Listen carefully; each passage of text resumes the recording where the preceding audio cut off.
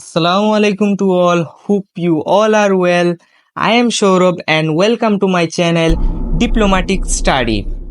আজকে আমরা সেকেন্ড সেমিস্টারের ম্যাথমেটিক্স 2 এর একটি চ্যাপ্টার নিয়ে আলোচনা করব, যেটা প্রথম চ্যাপ্টার হচ্ছে আংশিক ভগ্নাংশ বা পার্টিয়াল ফ্র্যাকশন। এই আংশিক ভগ্নাংশ নিয়ে অনেক অঙ্ক আছে। এই আংশিক ভগ্নাংশের অঙ্কগুলো সমাধান করতে হলে আমাদের কিছু বিষয় নিয়ে আলোচনা করতে হবে এবং এই বিষয়গুলোর ধারণা অর্জন করতে হবে।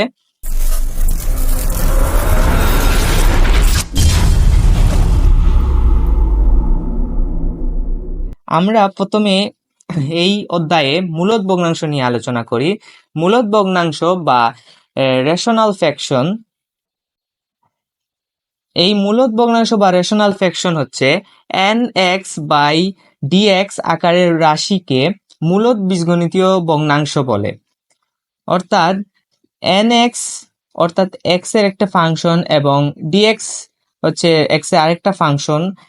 এই দুইটা ফাংশনকে ভগ্নাংশ আকারের রাশি যেটা আমরা পাই সেটাই হচ্ছে মূলদ বীজগণিতীয় ভগ্নাংশ।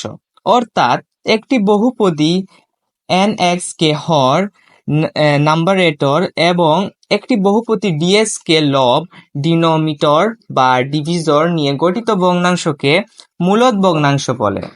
অর্থাৎ আমি যদি এই বিষয়কে সহজভাবে বলি, এখানে আমরা জানি যে কোনো ভগ্নাংশে হর এবং লব থাকে এবং হর সবসময় নিচে এবং লব উপরে থাকে। এখন এই ভগ্নাংশকে আমরা যদি এক্স এর ফাংশন আকারে প্রকাশ করি, যেমন আমরা যদি হরে dx এবং লবে nx নেই, এই যে আমরা ভগ্নাংশ পাবো সেটাই হচ্ছে মূলদ ভগ্নাংশ।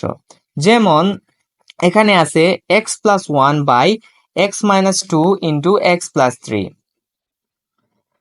এখানে আমরা লব হিসেবে দেখতে পাই x+1 একটি x এর ফাংশন আছে এবং হরে আছে x এর আরেকটি ফাংশন যেটা হচ্ছে x-2 ইন্টু x+3।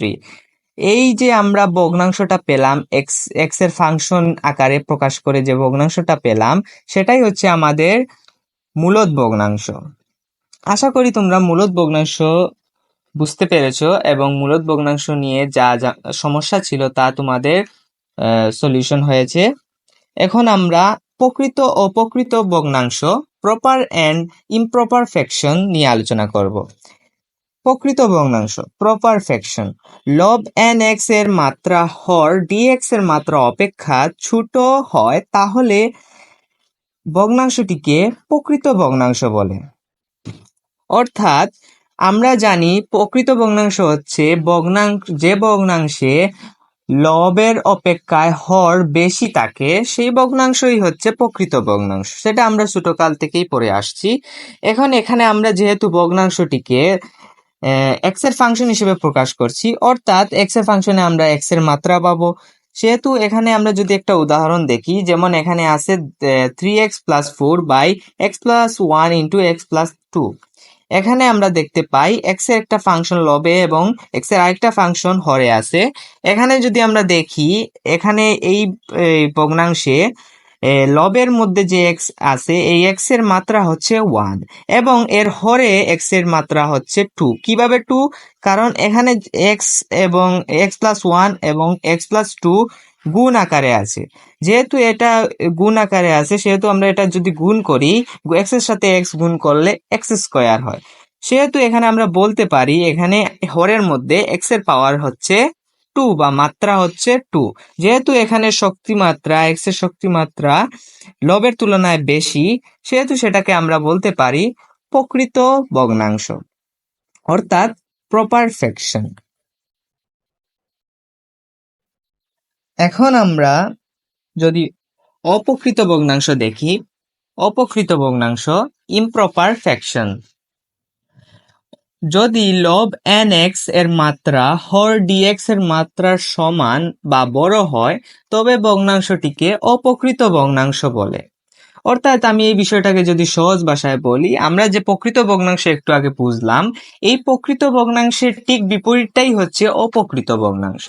অর্থাৎ এটাতে আমরা যদি দেখি, এখানে একটা উদাহরণ আছে, যেমন x power 4 by x power 4 plus 1। অর্থাৎ এখানে আমরা যদি হরে দেখি, হরের মধ্যে এক্স এর শক্তিমাত্রা হচ্ছে 4 এবং লবের এক্স এর শক্তিমাত্রা হচ্ছে 4। অর্থাৎ এই দুইটাই হচ্ছে সমান, তাহলে এটা হচ্ছে অপকৃত ভগ্নাংশ। এবং এখানে যদি আমরা দেখি, এখানে আছে x square plus 1 by x plus 1। অর্থাৎ এখানে যদি আমরা শক্তিমাত্রা যাচাই করি, এখানে হরের মধ্যে এক্স এর মাত্রা হচ্ছে 1 এবং লবের মধ্যে এক্স এর মাত্রা হচ্ছে 2।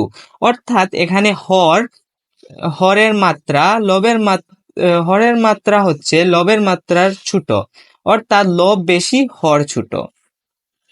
যেহেতু আমরা এখানে দেখি যে কোনো ভগ্নাংশের মধ্যে যদি হর ছোট হয় এবং লব বড় হয়, বা হর এবং লব যদি সমান হয়, সেটাই হচ্ছে অপকৃত ভগ্নাংশ।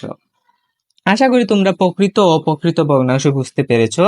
এখন আমরা এই অধ্যায়ের একটি গুরুত্বপূর্ণ বিষয় নিয়ে আলোচনা করব, সেটা হচ্ছে আংশিক ভগ্নাংশ বা পার্টিয়েল ফ্র্যাকশন। যদি কোনো মূলদ বীজগণিতীয় ভগ্নাংশ nx বাই dx কে দুই বা ততোধিক সহজ ভগ্নাংশের যোগফল রূপে প্রকাশ করা হয়, তখন শেষের ভগ্নাংশগুলোর প্রত্যেকটিকে প্রথমোক্ত ভগ্নাংশের আংশিক ভগ্নাংশ বলা হয়। অর্থাৎ আমি যদি এটা সহজ ভাষায় বলি, আমরা যে মূলদ ভগ্নাংশ পেয়েছি, সেই মূলদ ভগ্নাংশকে যদি দুই বা ততোধিক, অর্থাৎ একের অধিক হবে, একটি হবে না, একের অধিক হতে হবে, দুই বা ততোধিক আমরা সহজ ভগ্নাংশের যোগফল রূপে যে প্রকাশ করব, সেই প্রকাশিত ভগ্নাংশটাই হচ্ছে আংশিক ভগ্নাংশ।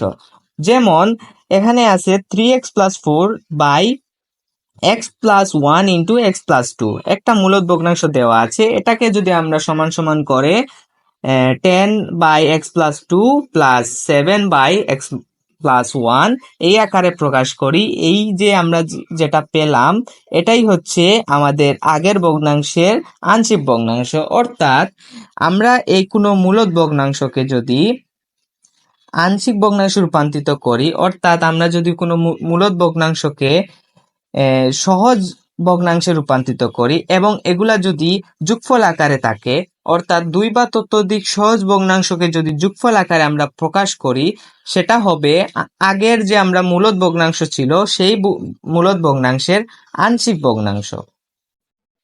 আশা করি তোমরা আংশিক ভগ্নাংশ বুঝতে পেরেছো। পরবর্তী ভিডিওতে তোমরা আংশিক ভগ্নাংশের রূপান্তরের কিছু নিয়মাবলী সম্পর্কে জানতে পারবে। অর্থাৎ প্রকৃত ভগ্নাংশ হতে আংশিক ভগ্নাংশের রূপান্তরের কিছু নির্দিষ্ট নিয়ম রয়েছে, সেই নিয়মগুলা সম্পর্কে পরবর্তী ভিডিওতে আলোচনা করা হবে। এই ছিল আজকের ভিডিও। যদি ভিডিওটি ভালো লেগে থাকে তাহলে লাইক এবং সাবস্ক্রাইব দিয়ে যেতে ভুলবে না। And don't forget to be turn on the bell icon to get more useful video fast. And stay awesome. Bye bye.